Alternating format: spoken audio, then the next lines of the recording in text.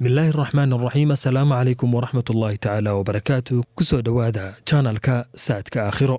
kusoo dhawaada qaybta labaad ee qisadii taxanahayd ee ku saabsanayd gabadhii kiristanka ahayd ee diinta islaamka qaadatay wadadii dheereed ay u soo martay dhibaatooyinkii ay la kulantay. haddaba akhyaari waxaad guddoontaan qaybtii labaad.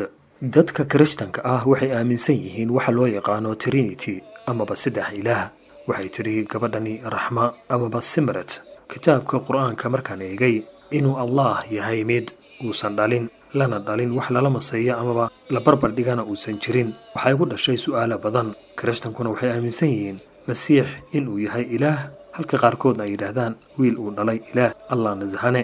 dhinaca kale waxyaabaha su-aasha igu abuuray waxaa ka mid ah in qof kastoo kiristan ah lagu waajibiyo in laba ka mid ah baadariyiinta amaba qiisaska wax loo yaqaano ay wakiilka noqdaan. qof noloshiisa oo dhan wakiil ugu noqdo hantidiisa, naftiisa iyo maalkiisii wax walba, iyo qof u dembi dhaafo oo markay dembi galaanba toobad ilaahay uu weydiiyo iyagoo aaminsan ilaa baadiriga toobadda loo bandhigo ama dembiga qofka uu sheego aan laga toobad aqbalayn. dhinaca toobadda islaamkana waa mid la garanaya oo intii aan diinta islaamka fahankeeda iyo daraasadeeda aan waday aan ogaaday. arrimahaas oo dhan ayaa ahaa su'aalo aan jawaab u waayey. maalin maalmaha ka mid ah ayaan baadarigii kiniisadda aan joogay ugu weynaa weydiiyey diinta ugu horreysay ee dunida ka jirta waa tee. markaasuu igu yidhi waa islaam. haddaba haddii ay islaam tahay sideen inagu kiristan ku noqonay ayaan isweydiiyey. sida diinta kiristanka ay dhigayso gabadha waxaa lagu kiristaameeyaa 81 maalmood nolosheeda marka ay jirto, halka raggana lagu kiristaameeyo 40 maalmood kadib.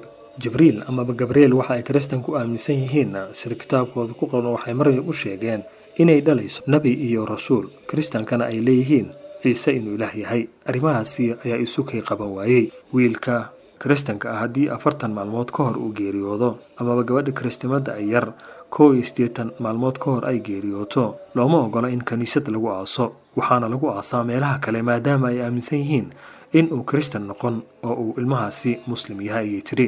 su-aalahaasi oo dhan markaan jawaab u waayey ayaan maalin maalmaha ka mid ah qeyska toobadda wakiilka iiga ahaa waa sida dad kiristanka ay aaminsan yihiin ayaan u tegay. waxaana ku idhi mise maalmooda ayaad ku dhalatay?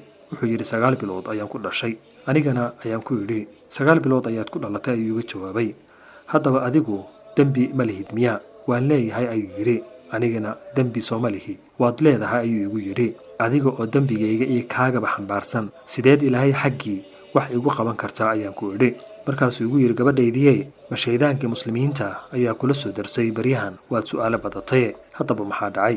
waxaan bilaabay in aan kiniisadda kitaabada amaba kutubta yaallo oo dhan aan darso oo aan akhriyo. kiniisaddu waxay sideedaba u qaybsan tahay ay tiri 3 qaybood. qayb baadariyiinta u gaar ah oo dadka kale aan loo ogolayn. qaybna waxaa yaala buugaagta kuwa caadiga ah ama kitaabada caadiga iyo kuwa sirta ah. iyo qaybta saddexaad oo ah qayb dadka kale kiristanka caadiga u furan. maalin maalmaha ka mid ah aniga oo kitaabada kiniisadda ku dhex akhrinaya ayaa waxaan arkay kitaab lagu dul qoray qoraal ah qofkii kitaabkani kiniisadda kala baxa amaba ka saara naclad iyo masiibo ayaa ku dhacaysa. buuggii ayaan soo qaaday oo aan akhriyey. markaasa waxaan ku arkay erayadan nabi ciise calayhi salaam oo leh gadaashay waxaa soo bixi doona oo imanaya nabigaas oo lagu magacaabo maxamed sallallahu calayhi wasallam. markaasaan go'aansaday inaan labada ilaah kan ay muslimka aaminsan yihiin iyo kan ay gaalada ay kala caabudaan aan tartansiiyo diinta saxda ah si aan markaas u helo. waxaana idhi ilaaha ay kiristanka aaminaan haddii aad tahay mid xaq oo jira, kitaabkan waxaan kala baxayaa kiniisadda nacladda la sheegay ugu rid. dhinaca kalena waxaan idhi ilaaha ay aaminsan yihiin muslimiinta ee allah haddii uu yahay mid xaq ah, kitaabkan waxaba yaraad iga soo gaadhaya malaha. habeenkii oo dhan ayaan la maqlaa koobi ayaan kala baxay kitaabkii. subaxiina waa soo celiyey. wax igu dhacayna ma jirin. halkaasi waxaa iga soo baxday allah inuu mar walba xaq yahay.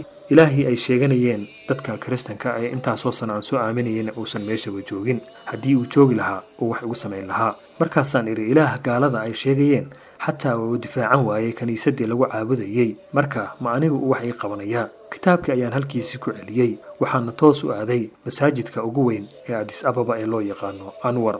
haddaba masaajidka maxay kala kulantay?